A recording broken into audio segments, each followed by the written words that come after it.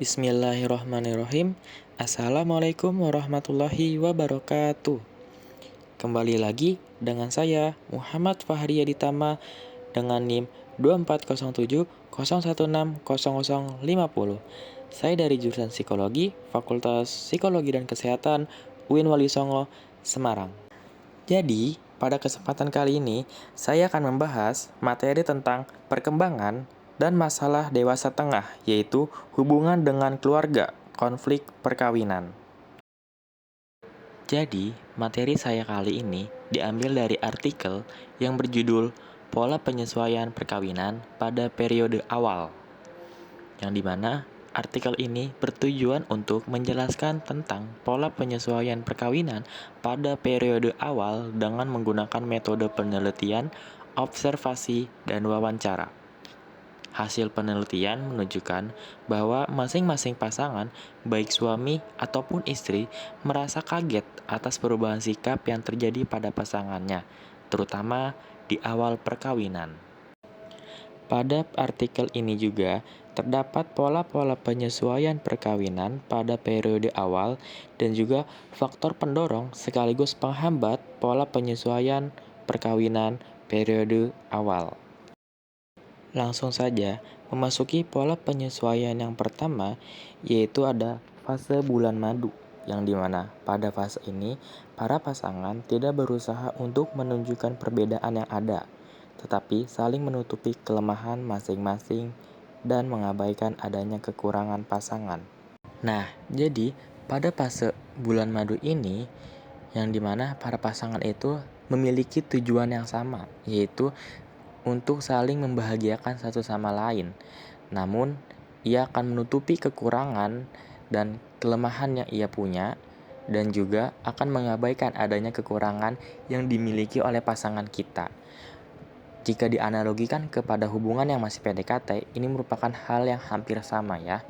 Yang dimana pada saat PDKT, kita itu cenderung akan selalu memuji pasangan kita, yang dimana dengan tujuan itu agar pasangan kita bahagia, meskipun pasangan kita memiliki kekurangan. Selanjutnya ada fase yang kedua, yaitu fase pengenalan kenyataan, yang dimana fase ini memerlukan adaptasi dengan kondisi pasangan. Nah, jadi pada fase ini, dimana pasangan itu akan kaget terhadap perilaku atau kebiasaan-kebiasaan yang dimiliki oleh pasangannya. Seperti contoh, ketika seorang suami tidak bisa tidur ketika lampunya dinyalakan, sedangkan seorang istri tidak bisa tidur dan merasa takut jika lampunya dimatikan. Hal tersebut harus memerlukan adaptasi yang baik agar terjalin hubungan keluarga yang romantis dan harmonis. Selanjutnya, ada fase yang ketiga, yaitu fase kritis perkawinan. Fase ini adalah fase paling rawan yang mungkin akan mengancam kehidupan rumah tangga setelah mengenal kenyataan yang sebenarnya.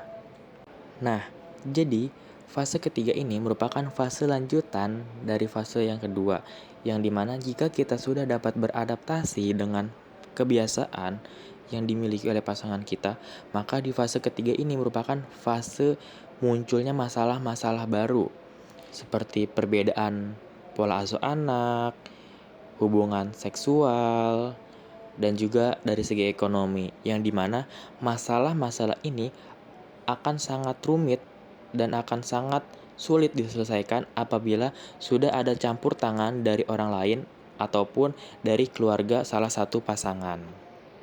Nah, selanjutnya ada fase yang keempat, yaitu fase menerima kenyataan, yang dimana pada fase ini pasangan suami istri akan menjalankan perkawinannya dengan caranya masing-masing, atau terdapat aturan yang harus disepakati dari kedua belah pihak.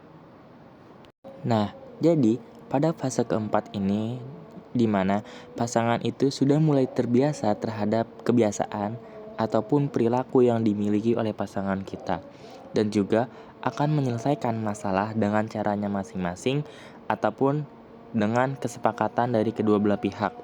Seperti contoh, ketika seorang suami istri sedang mendapatkan masalah, yang dimana sang istri akan menyelesaikan masalahnya dengan cara pulang ke rumah orang tuanya.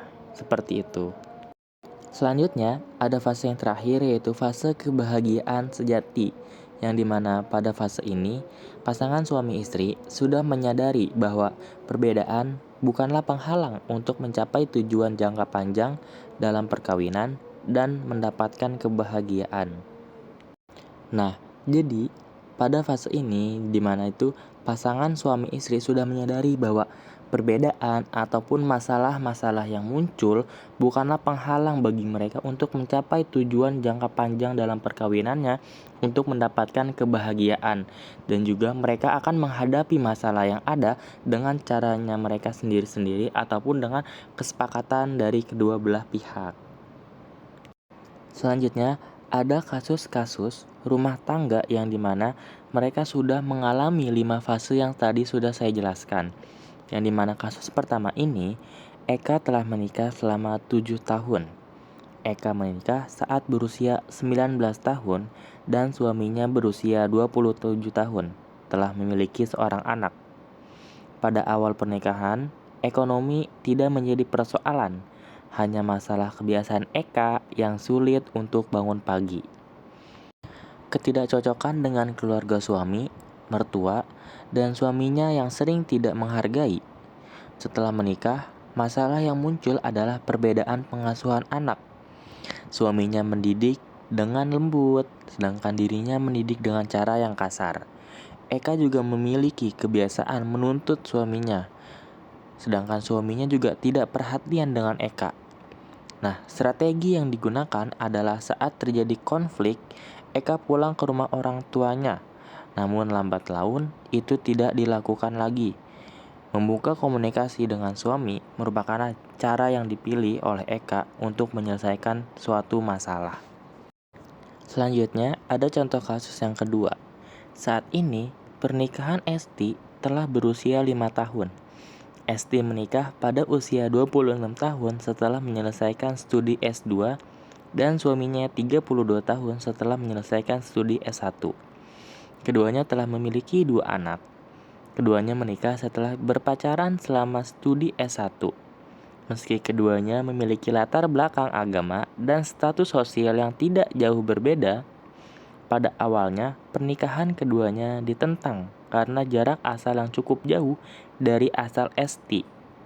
Namun, setelah Esti dapat meyakinkan kedua orang tuanya, akhirnya Esti mendapatkan restu. Masalah yang muncul dari Esti dalam perkawinannya adalah masalah ekonomi. Meski suaminya telah bekerja sebelum menikah, permasalahan yang muncul di awal pernikahan adalah masalah ekonomi, adaptasi dengan adik ipar, dan komunikasi yang belum terbuka dengan suami. Masalah ekonomi dengan berjalannya waktu dapat diatasi dengan keuletan dan ketekunan, dan juga 1 tahun yang lalu Esti ikut bekerja. Tahun kedua pernikahan, adik iparnya ikut tinggal bersama selama 2 tahun. Saat itu, Esti merasa belum mampu untuk membicarakan secara terbuka perbedaan kebiasaan. Strategi yang digunakan dalam menyelesaikan masalah dengan membuka komunikasi agar lebih nyaman dan dipahami, dan tidak melibatkan keluarga dalam menyelesaikan masalah. Nah, jadi setelah 2 kasus yang telah saya sampaikan tadi, ternyata setiap keluarga ataupun setiap pasangan memiliki caranya masing-masing dalam menyelesaikan masalah. Tidak melihat seberapa tinggi pendidikan kita, seberapa kaya kita, seberapa tampan kita, itu tidak menjadi penentu dalam seberapa pintar kita dalam beradaptasi ataupun dalam menyelesaikan masalah yang kita hadapi bersama pasangan kita. Selanjutnya ada faktor pendorong. Yang pertama, keinginan untuk menciptakan kebahagiaan suami istri dalam perkawinan serta menjaga hubungan baik dalam keluarga, terutama anak-anak mereka. Nah, jadi dalam hal ini, pasangan suami istri memiliki keyakinan yang kuat terhadap tujuan awal mereka melakukan pernikahan, yaitu adalah untuk menciptakan kebahagiaan dan juga untuk menjaga hubungan baik antar keluarga. Jadi, tidak hanya untuk mendapatkan kenikmatan semata yang hanya sifatnya sementara. Selanjutnya, kesediaan masing-masing pasangan untuk saling memberi dan menerima cinta dengan memberikan perhatian-perhatian kecil, berusaha meluangkan waktu untuk menikmati kebersamaan dengan keluarga.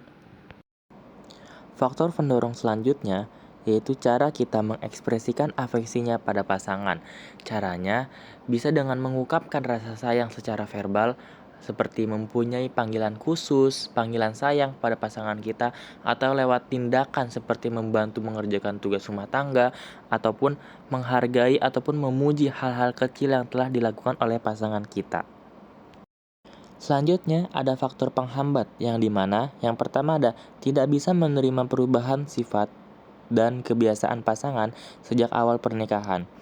Dalam hal ini, ketika kita di fase yang kedua yaitu menerima kebiasaan dari pasangan kita, jika kita tidak dapat menerimanya atau kita tidak dapat beradaptasi, maka itu akan menjadi penghambat kita dalam menjalin hubungan rumah tangga. Selanjutnya, salah satu pasangan merasa pasangannya tidak mampu menyelesaikan masalah dan tidak adanya inisiatif untuk menyelesaikannya. Dalam hal ini, salah satu pasangan harus menurunkan egonya untuk tidak selalu merasa benar dan mau membantu pasangannya ketika menghadapi suatu masalah. Faktor penghambat selanjutnya yaitu pembagian tugas dalam rumah tangga yang tidak saling menerima tugas tersebut. Jika seorang suami yang tugasnya sebagai seorang kepala rumah tangga ataupun pemimpin dalam keluarga, jika ia tidak dapat menjalankan ataupun tidak dapat menerima tugasnya sebagai pemimpin, maka keluarga tersebut tidak akan berjalan ataupun tidak akan mencapai tujuannya. Selanjutnya, adanya campur tangan keluarga yang sangat kuat dalam perkawinan.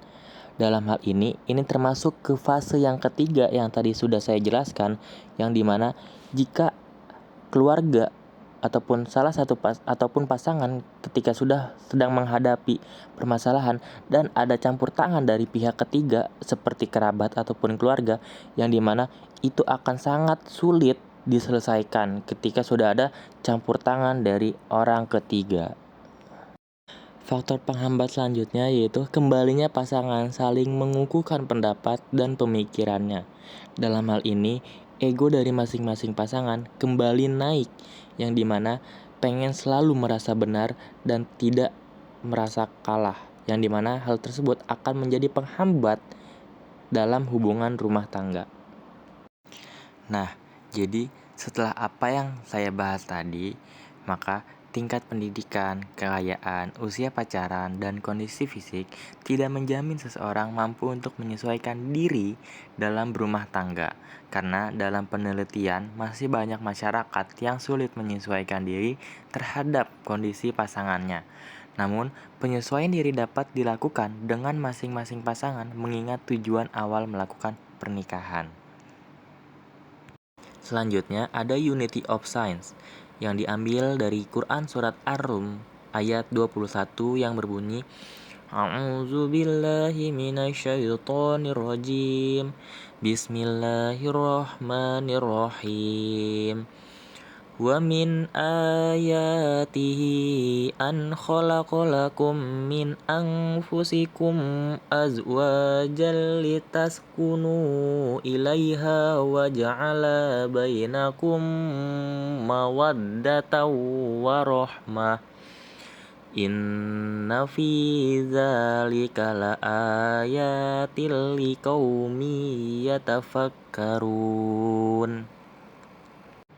Yang artinya, di antara tanda-tanda kebesarannya ialah bahwa Dia menciptakan pasangan-pasangan untukmu dari jenis dirimu sendiri, agar kamu merasa tentram kepadanya.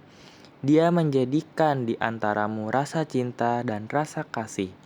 Sesungguhnya, pada yang demikian itu benar-benar terdapat tanda-tanda kebesaran Allah bagi kaum yang berpikir. Quran Surat Ar-Rum ayat 21. Mungkin cukup sekian presentasi yang dapat saya sampaikan. Apabila terdapat kekurangan dalam penyampaian materi, saya mohon dibukakan pintu maaf yang sebesar-besarnya. Saya akhiri. Wassalamualaikum warahmatullahi wabarakatuh.